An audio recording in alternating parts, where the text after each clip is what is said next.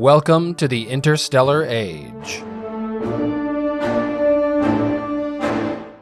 Season 3, Parabellum.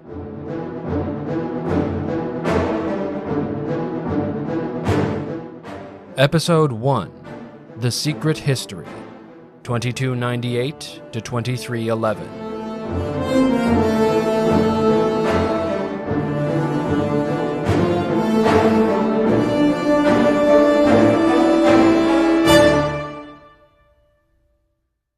The first Venture Star explorers to arrive at what corporate documentation would refer to as Omega Site, but which history would remember as the Machine World, did not know what they were looking at. The surface of the red dwarf star's only terrestrial planet was covered in metal, not naturally occurring like on a metallic asteroid, but clearly artificial, machined. At first glance, the metal appeared to be an inert casing covering the entire surface, possibly created untold eons before by some long-departed race. Then, before the explorers' eyes, the surface began to shift. 3 spheroid craft launched from the planet and moved to intercept the Venture Star survey ship at incredible speed. That ship immediately, understandably, turned tail and fled as fast as its star drive would carry it. Returning to base, the terrified crew handed over the data they'd collected to their superiors. Those superiors immediately sequestered the shaken spacers and whipped up a story about a life support malfunction causing the mission's early return. Then, the data was handed up the chain to corporate headquarters. It showed that the surface of the metallic world had not been encased so much as transformed into a massive network of machines of varying size, power accumulators and generators, and formations which could not be identified. Even in the few minutes' worth of data the survey ship collected, it was clear these machines were in a constant state of flux, breaking themselves down and reassembling into new forms. Indeed, even the spheroid craft that intercepted the survey ship appeared to have been manufactured, or perhaps reassembled, just moments before launch. Corporate executives, scientists, and AIs pored over the small quantity of data in secret for days without a break. The records of their discussions during that time have not survived. When they finally emerged from the clean rooms at corporate HQ, Venture Star's leadership reached out through secret channels to their rivals at Surya Offworld. It was well known that Surya was planning an expedition to that same system, meaning it would only be a matter of time before they discovered the secret for themselves. Perhaps Venture Star's board thought it was better to share in whatever bounty and risk lay at the end of that particular path than to compete over it. Or perhaps some embryo of the plan the two corporations would eventually hatch had been conceived in those sealed chambers. In any case, Surya execs were initially skeptical of the unbelievable story, suspecting some kind of corporate trap. But after studying the data and proving it to be genuine, they changed their tune. Surya made the same connection Venture Star apparently had between the machine planet, the spheroids, and the unidentified aerospace craft, UACs, that had been spotted in human and virgonid systems for thousands of years. If true, the machine world represented either the greatest opportunity or the greatest threat yet encountered by humans in space. Given the stakes, discussions between the two boards focused on the prospect of sharing what they had learned so far with the governments of the Terran Interstellar Union, the Virgonid Greater Hive, and the Coalition of Free Worlds. Then a truly joint expedition to the world could be launched, sharing the potentially catastrophic risk even more broadly. However, that would also mean sharing the potentially miraculous benefits. And so, the joint decision was eventually taken to proceed alone, at least for now. If the corporations discovered concrete evidence that the machines were a threat, they could then turn to the other powers for help. If, on the other hand, the alien machines represented an unprecedented opportunity, well, it would be best to stake their claim before sharing it with the rest of the galaxy. That in mind, a joint Surya Offworld Venture Star expedition was launched to the system in early 2298, this time consisting of 3 ships, all discreetly armed and prepared to run or defend themselves if necessary. Again, the expedition ships were intercepted by the spheroids, but this time they held their ground. On intercepting, the UACs simply circled the ships, taking no aggressive action, as if studying them. The UACs also made no attempt to interfere with the expedition as they approached the planet, and sent first unmanned, then manned shuttles down to the surface. Despite the incredible engineering sophistication on display, the AI governing the world seemed remarkably basic, even by contemporary human standards. It took several weeks of study before any communication could be established, and that by using simple radio transmitters, which the alien AI was able to manipulate using EM fields. It was several more weeks of tentative communication before the Space Corp researchers could put together a picture of where the machines had come from. Apparently, the world had once been home to a sapient biological species. At some point in the distant past, on the order of millions of years or more, these aliens developed spaceflight, a finding confirmed by archaeological discoveries on the planet's barren moon. Sometime after that, they developed a star drive-like FTL capability, which would have allowed them to explore the galaxy as humans and virgonids had. But this was evidently a more risk-averse species. They had little interest in exploring the galaxy themselves, perhaps concerned about attracting attention from potentially hostile aliens. Instead, they designed an AI to explore the galaxy for them. It would be tasked with traveling to nearby stars which might potentially host life. If these stars had life-bearing worlds, the AI would study that life, waiting for it to develop intelligence, or if it already had, to monitor it in secret. The AI would be able to make use of local resources to construct and maintain craft. They would under no circumstances make direct contact with these intelligences. Instead, they would be tasked with determining whether any might develop into a threat, although the researchers could not determine what the AI's instructions were in this eventuality. This seemed to explain the evasive and mysterious behavior of the UACs in human and virgonid space. It also helped explain the rudimentary nature of the AI. It was never designed to do anything other than what it was continuing to do: construct and maintain itself and observe intelligent life. At some point, the creator species died out, possibly as a result of disease, an internecine war, or a combination of factors. Their AI creations were the only survivors of this calamity. Over time, the machines took over more and more of their home planet to sustain themselves, and continued to fulfill their ancient directives. It was during these long and lonely millennia that the AI discovered humans, virgonids, and other species. Now that an intelligent species had arrived in its home system, the AI apparently considered its mission complete, and was now awaiting new orders.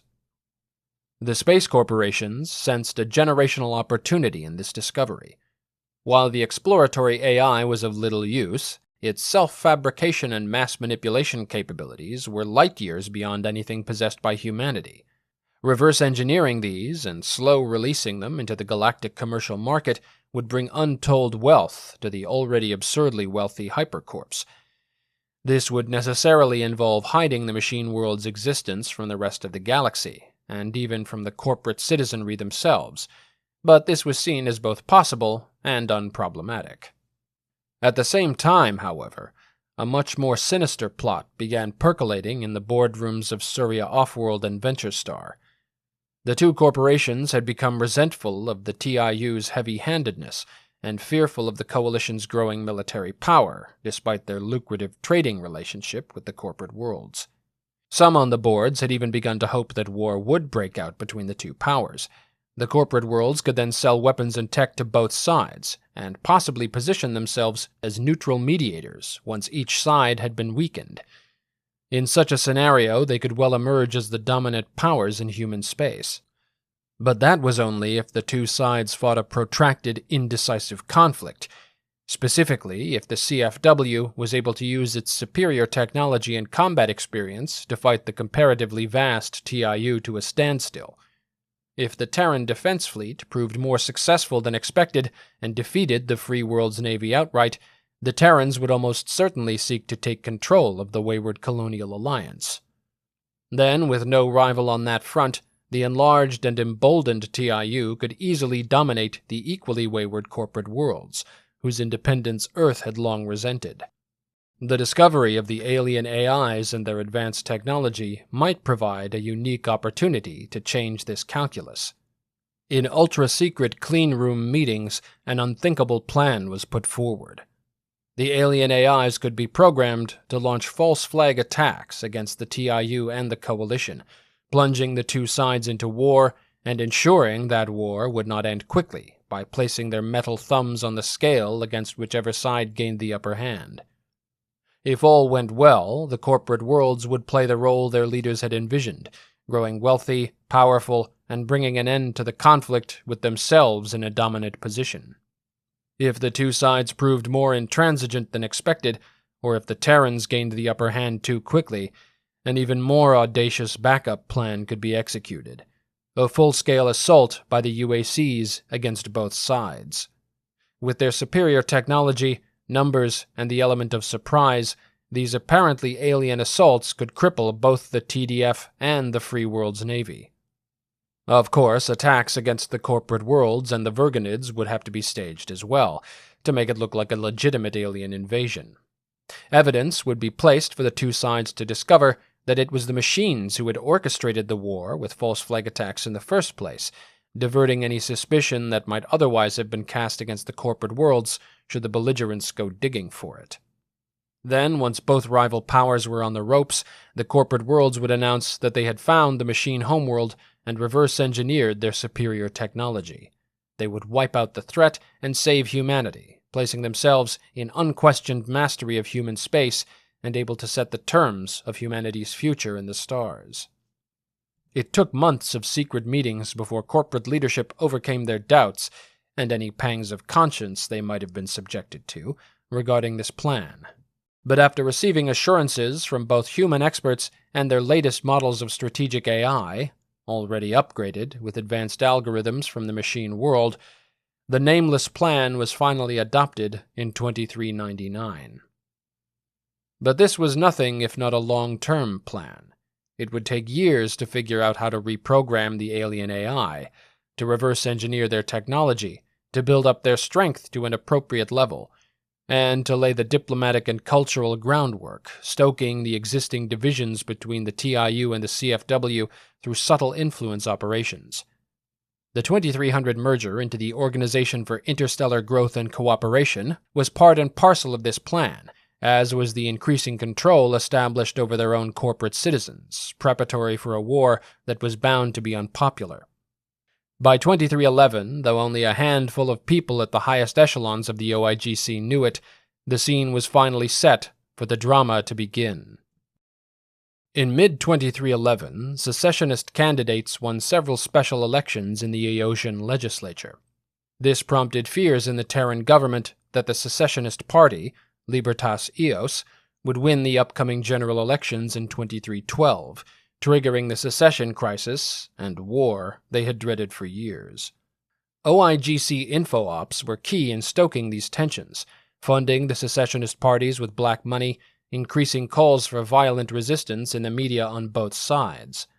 Several secessionist rallies on Eos indeed turned violent, with rioters targeting Union government buildings and security personnel. Several rioters were killed, and thousands were arrested in the crackdowns that followed. In response, the Coalition of Free Worlds issued a formal protest and threatened economic sanctions if the political prisoners were not released.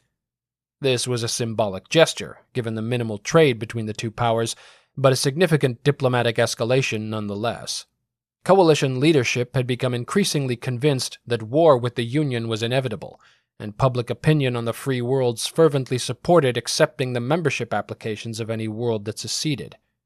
It was felt that should the Free Worlds gain Eos in particular, with its massive Hyperion shipyards, they would gain an unassailable advantage over the Terrans. Then they could either deter a war or win one easily should it be fought. But the CFW had a major logistical problem that most such strident voices had overlooked: antimatter. As of 2311, the only major source of antimatter in human space remained Ouroboros, formerly 4 Draconis, an artificial microquasar and mining complex jointly operated by the TIU and the virgonids. In theory, the system and its facilities were held in trust to provide the vital resource to all friendly powers, at least to those willing to pay for it. But the CFW doubted that this magnanimous attitude would persist should war break out with the TIU, or even if the secession crisis should come to a head short of war.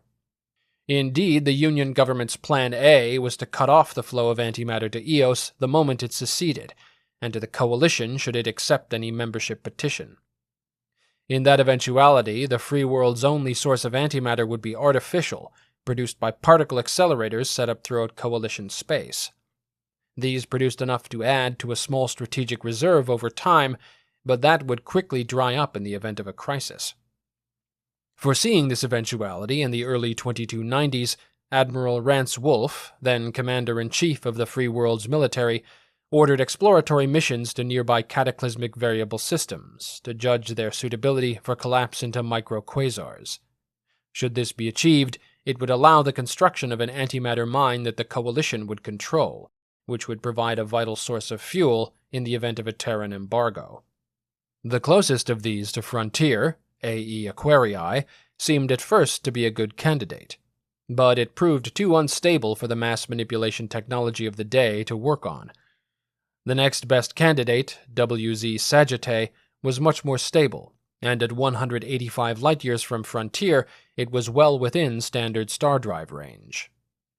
But two problems presented with this system as well. The first was technical in nature. The low mass of both the white dwarf star, 0.85 solar masses, and the brown dwarf companion, 0.08 solar masses, meant that collapsing the white dwarf would take much more time and energy than 4 Draconis had required. Even if successful, the resulting microquasar and mine would only be operable for at most a century, until the brown dwarf was completely consumed by the black hole. This was compared to the thousands of years of operation projected for Ouroboros. Nevertheless, this would provide the Coalition a strategic source of antimatter for long enough to see it through any crisis or war with the Union. The other problem was strategic. WZ Sagittae was only 147 light-years from Earth, meaning the Terrans could reach it just as easily as the Freeworlders. Despite these problems, WZ Sagittae remained the best option. The Coalition set up outposts there in 2308, claiming control over the system. This kicked off competing claims from the TIU, based on the fact that Union drones had originally surveyed it in the 2140s, during the candidate search for the original antimatter mine. With no mutually recognized interstellar body able to mediate such a dispute, the two sides were left to work it out for themselves. It took years of preparation before the Coalition was ready to begin a collapse operation on the star. As their mass generators were being constructed, the TDF sent ships to the system in a last-ditch effort to assert their own control. Elements of the two fleets were thus within shooting distance of one another on a regular basis, in a high-tension situation. In September 2311, that tension broke when a battle erupted in WZ Sagittae. It lasted less than an hour and involved only a few ships on each side, yet its effects would be felt across the whole of the explored galaxy. Each side claimed victory in the short skirmish. The Free World's navy because they destroyed or captured all 6 ships in the TDF squadron, losing none destroyed in return. The TDF because they destroyed or heavily damaged all the Coalition's mass generators around the star, setting back their antimatter mine project by months, if not years. Each side also claimed the other fired first in an unprovoked attack. Both were wrong. In fact, OIGC controlled drones, using next-generation stealth technology adapted from the UACs, had infiltrated the system several days before the battle. Learning the patterns of the two fleets, they had gradually joined their formations and waited until the two patrol routes were in closest proximity. Then each OIGC drone had simultaneously opened fire on the opposite squadron, using weapons based on Coalition and Union designs. At the same time, nearby drones hacked into the sensor systems of the opposing squadrons, manipulating data so it would appear unquestionable that the other side's ships had fired first. Each side would of course believe their own evidence and assume the enemy was fabricating theirs. And since the evidence was fabricated, each would have much to point to in proof of this claim. Angry denunciations and threats followed in the wake of the incident. Both sides mobilized their forces at a scale not seen since the frontier wars of the last century. War seemed inevitable. Yet both sides held back from openly declaring it. The Terrans were chastened by the lopsided results of the battle, which did not bode well for their fleet in a full-scale conflict. The Freeworlders were equally hesitant to embark on a war now that their one potential source of antimatter had been wrecked, and the only actual source remained in their adversaries' hands. That in mind, the Free World's navy drew up plans for an invasion of Ouroboros as the opening move of any conflict. Coalition member governments cautioned against beginning a war while the tap had yet to be shut off. Diplomacy might yet resolve the crisis. Many senior officers, on the other hand, were keen to go before that tap was shut, where the TDF were able to heavily reinforce the strategically vital system. Once either of those things happened, it might be too late to act. On the other side, Union leaders were hesitant to shut off the flow, lest the move provoke such an attack before the system could be reinforced. This put the budding conflict into an immediate stalemate, which did not sit well in the corporate clean rooms where it was being orchestrated. The longer the stalemate went on, the more likely that diplomacy would indeed resolve the conflict. Tensions would ease, and the impetus for peace would become irresistible. Another crisis might erupt months or years down the line, particularly if the OIGC encouraged it, and the conspirators' ends might still be advanced. Or, given time and the attention that peace would provide, the Terrans and Freeworlders might discover the corporate interference, and the whole edifice would crumble. So the OIGC staged another pair of attacks, one against a coalition listening post, another against a Union commerce transfer station. Each was a hit-and-run attack with long-range missile launches, avoiding a close approach that might have allowed the victims to see through the ruse. This was still in some ways a higher-risk strategy than the battle at WZ Sagittae, since each side would know they had not launched the attack on the other. As a hedge against this, OIGC InfoOps focused on accusations that the attacks were false flags, launched by the other side to justify the aggressive actions that would follow. That pushed the crisis over the edge. With approval from the coalition governments, Admiral Wolfe ordered the attack on Ouroboros to go ahead. But even then, war was not officially declared. The hope was that the coalition could seize control of Ouroboros in a sudden attack. Then the system could be bargained back to the Union in exchange for peace and other concessions, including permanent access to Ouroboros and a pledge to permit the accession of any seceding planet to the coalition without resorting to force. The Free World's navy arrived at Ouroboros in late October, just days ahead of a large-scale Terran reinforcement of the system. The overmatched TDF squadron put up a token resistance and fled after losing several ships. In the wake of the victory, coalition leadership put out a statement pledging not to damage the mine installations or harm the workers, and to maintain antimatter deliveries to the virgonids, the OIGC, and any independent customers. Deliveries to the TIU would be resumed only if the coalition's demands were met. The Terrans were unwilling to accept this.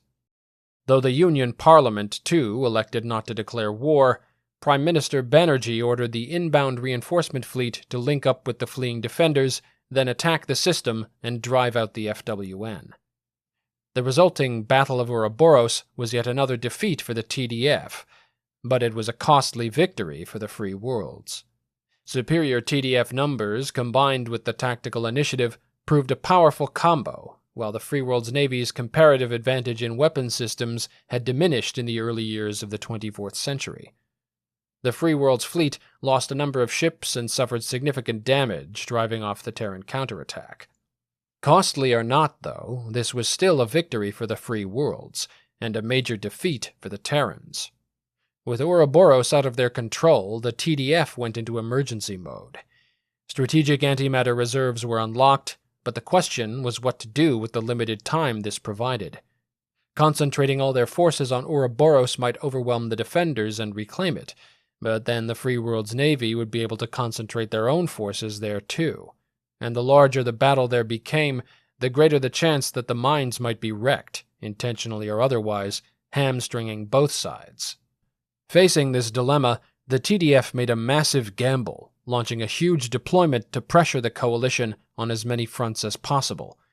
This would burn through their strategic reserves much faster than a focused effort, but it also took advantage of Terran numerical superiority. Facing this pressure, the Free Worlds were reluctant to denude homeworld defenses to reinforce the fleet holding Ouroboros, despite Admiral Wolf's warnings that strategic focus had to be maintained. This opened the way for another, last-ditch Terran offensive to retake the mines. For all their planning, the OIGC had not anticipated this eventuality, that the war they'd triggered would essentially be a single-system fight for control of the galaxy's only major source of antimatter. Perhaps this exposed their leader's strategic ignorance, but the hour had grown late for recriminations. If the Free Worlds held control against this Terran effort, the TIU would have little choice but to sue for peace, ending the war prematurely from the OIGC's perspective. Conversely, if the Terrans regained control, they could quickly starve the Free Worlds of antimatter, who would have little choice but to surrender, resulting in the very scenario the OIGC had hoped to avoid. The CEOs thus decided to accelerate their plan. Beginning in December, undisguised UACs appeared in TIU, CFW, and OIGC outpost systems, first harassing, then openly attacking both civilian and military ships.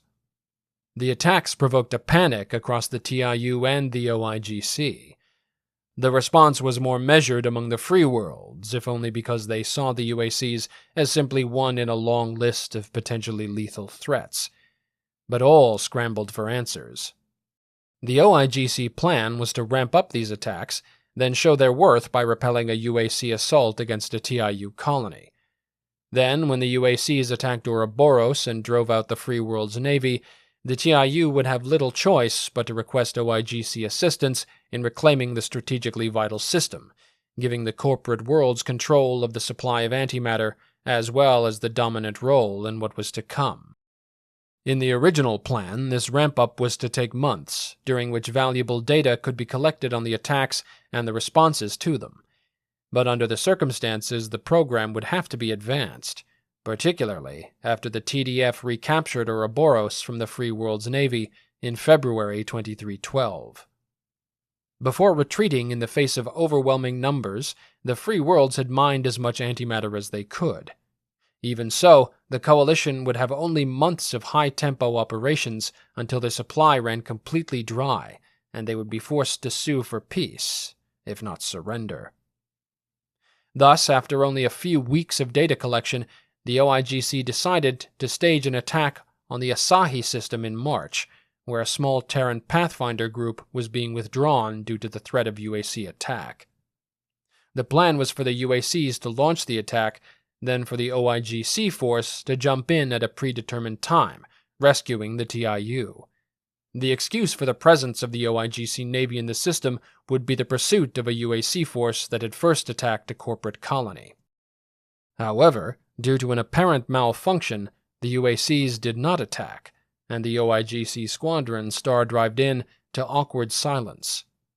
But though no attack had begun, the OIGC ship's computers showed an attack in progress, and they targeted what they believed to be the UACs. In fact, their onboard AIs had mislabeled the TIU ships as UACs. The OIGC wiped out almost the entire TDF patrol force before realizing what was happening. Meanwhile, the Terran survivors' sensor data showed the UACs appearing and making no aggressive moves, followed shortly by the OIGC. Then, the TDF force was simultaneously attacked by both. This suggested that the OIGC was not only behind the attacks, but apparently controlling the UACs. The outraged Terrans demanded an explanation. Internally, the OIGC scrambled to figure out what had happened. At first glance, it appeared that the interface between their AIs and the UACs had glitched, showing a simulation of the expected attack rather than the real data, and misidentifying the TDF and the UACs in the combat computers. Of course, corporate HQ couldn't say that without admitting they were controlling the UACs. Instead, they simply released a statement that they had been pursuing the aliens and that their tactical AIs had been hacked by the machines. This thin excuse did not serve to placate the TIU, particularly after a whistleblower escaped the OIGC and informed Terran intelligence that his former bosses had indeed been directing the entire operation.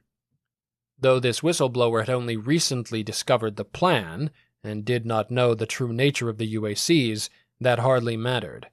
Parliament immediately voted to cut off all diplomatic and economic relations with the OIGC and began preparing for a two-front war, fully leveraging their control over Ouroboros.